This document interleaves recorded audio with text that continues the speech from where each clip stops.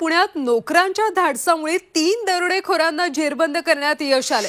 धाडसी नोकरांनी मालकाच्या घरात दरोडा टाकणाऱ्या दरोडेखोरांना घरात डांबून ठेवलं आणि पोलिसांच्या ताब्यात दिले। ही घटना पुण्याच्या चांदणी चौक परिसरात घडली। नोकरांनी दरोडेखोरांना घरातच डांबून ठेवलं आणि त्यामुळे पुण्यातल्या चांदणी चौकात खरं तर ही घटना घडली होती। सविस्तर माहिती घेऊयात आमचे प्रतिनिधी अरुण मेहत्रे यांच्याकडून। अरुण, नेमका काय प्रकार घडला?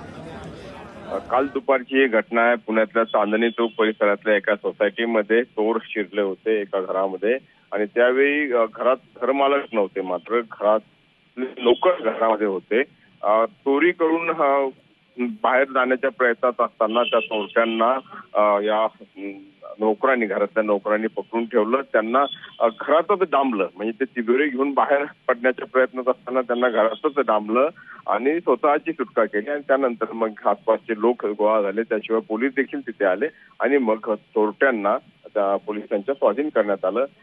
एकूण घटनेमध्ये त्या नोकरांनी दाखवलेल्या